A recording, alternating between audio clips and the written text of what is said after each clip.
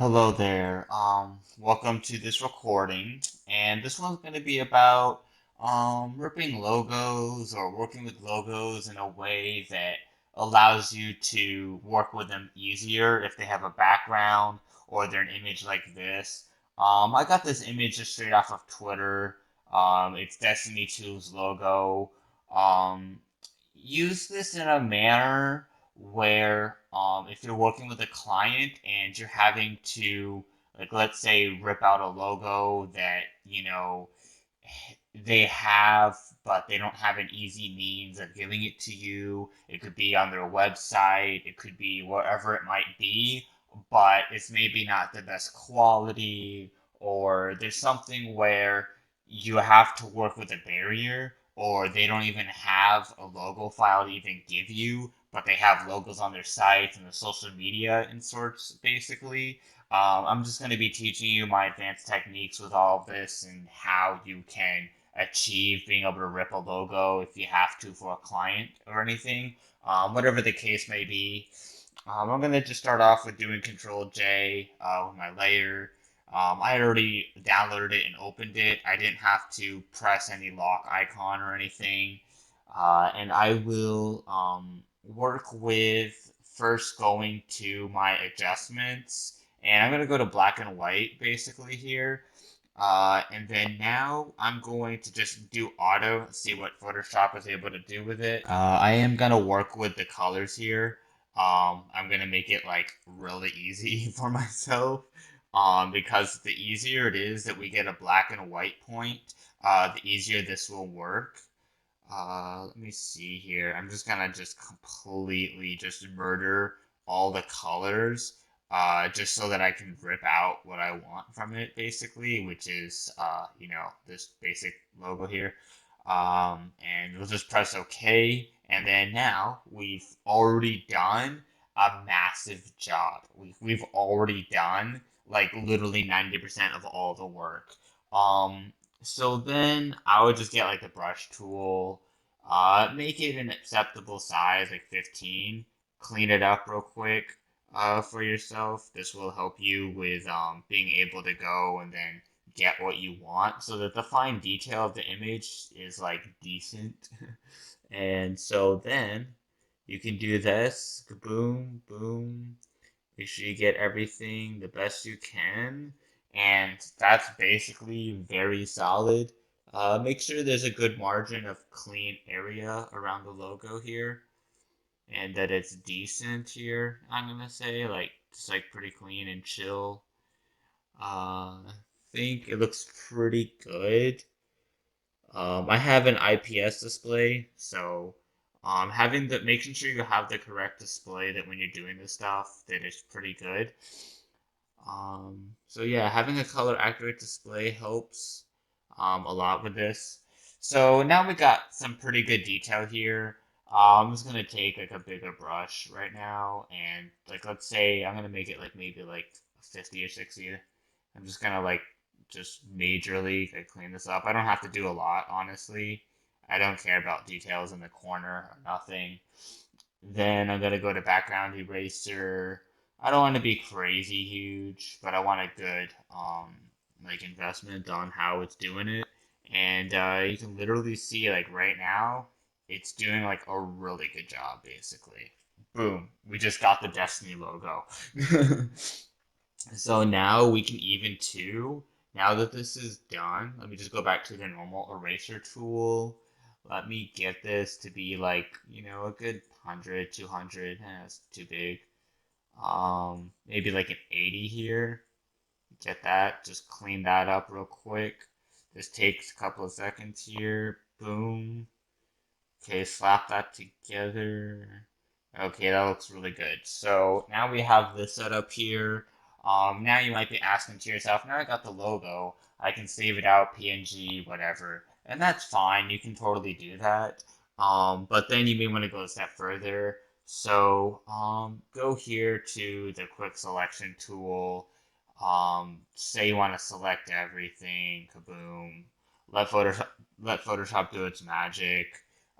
Then just all you gotta do is right click, create a work path, one to one pixels is okay. But now you can see here Photoshop is like, oh man, it's not perfect where it needs to be straight. It's all over the place. It's really crummy. So this is where you're gonna have to fiddle around with it, honestly.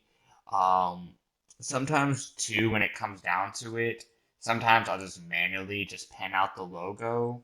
But when it comes down to this, there's a case of being able to refine things basically.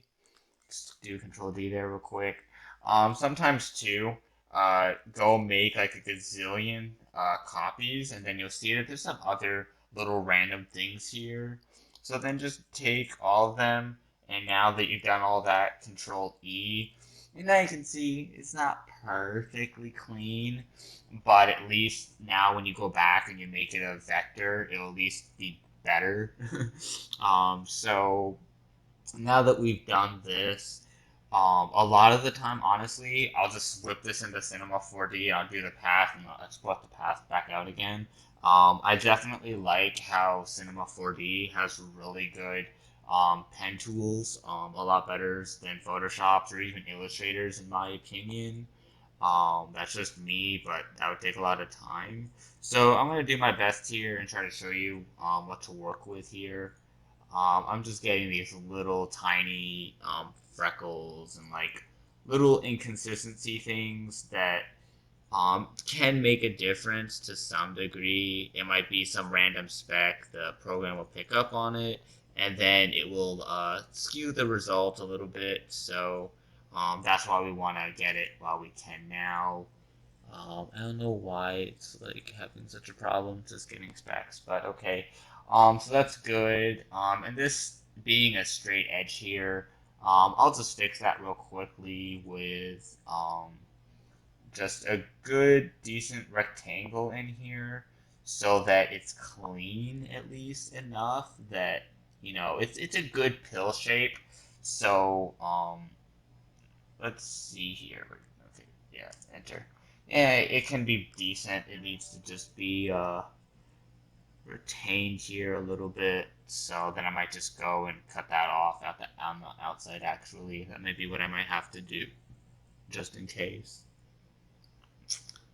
I'm just gonna clean that up, just so like it has a clean edge. Because this edge is not clean. It's very racketed or whatever. It's not good and clean.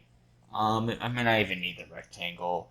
I may need the rectangle here just to clean this up because it's not solid and straight. It's like all different levels of white, basically, which is not good and can mess with Photoshop's idea. It only likes black or white or, things where it knows it's a proper value when it's doing the pen, like when it's making the work path, basically. Um, so this logo is a little bit rough. It is okay to work with. This may not be the best example, but honestly, if you can like honestly say that you can get this logo just out of like having this great crazy sun behind it, I'm gonna say it's a pretty good technique, and this is pretty advanced. And it doesn't take much time at all. Don't get me wrong; it may not be the best or the quickest, or that maybe too that maybe there needs to be a little bit more work in the technique of what you're doing with it. But every case is different, and you just have to kind of massage things, kind of trial and error with some things. Definitely with Photoshop's like work path tool, it's not the best. And if you set it to be too fine of a detail, then you're gonna get like a stair step type of effect when you're having the work path being made, and that's not something you're gonna want when you're uh, getting your path to at least have. Now, you can use Illustrator to say, hey, yo, like, make this a um, image so that, just path trace it for me. And you can do that too, and that's not a big deal if you know how to do that. If you're only working with just Photoshop, You got to work with what you got to work with, which is fine for some people. I'm going to take these and I'm just going to do control. I'm just do control E. If you don't want to be too destructive, you can just do a control J and then control E and then just turn off these back layers so that you still have them as backup if you need them. I don't need that right there. So we're doing pretty good. I'm gonna really quickly. I'm just gonna like make sure that I get all these other inconsistencies out. I'm just gonna do like a quick color overlay, and I'm gonna make them pure white, and then we really make sure that those are good. And that's awesome. Then let's do just select everything. Um, here. Okay, why isn't that not selected? Everything. I want everything. Okay, so that's really good. Now it understands the edge. I can now right click and I can say make a work path and say it's still terrible. So then let's just go again. Make work path, but if it's gonna be silly, then 0.5. But now you can see what I mean with the stair stepping that it catches on to.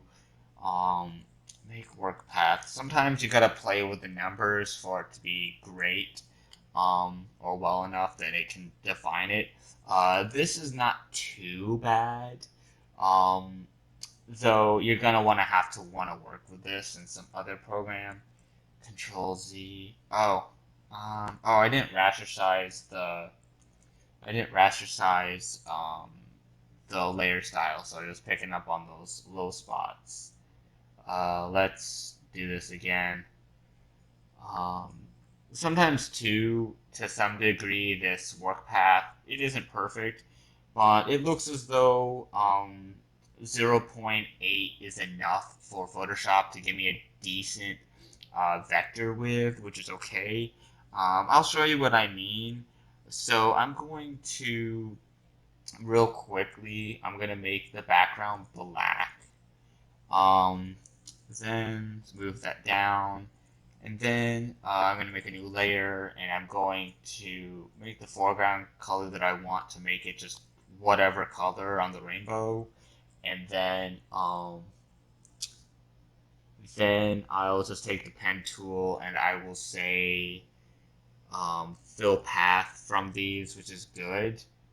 And now that you've done that, I'm just going to bring that under and then make sure you also have your paths here. This will be just unselected.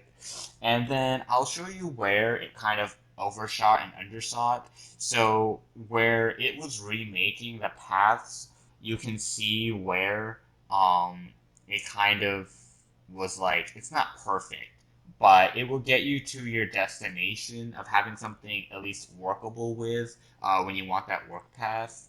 I can then switch these around and you can see now where the white is along the edges. It's not totally perfect. Hopefully this comes through on video well enough. And you can see that this is a really good, easy, and awesome, good technique. And it's really quick and dirty and fast. But when it comes down to it, it does the job, and it's just enough to just squeak by. If you want to export the work path that you made, just make it be like a proper path. And then you just go to File, and then you're just gonna go to Export, and then you're just gonna export paths for Illustrator. It's gonna ask which one, and then you just go from there, and then you just export it. And that's all it is that you have to do.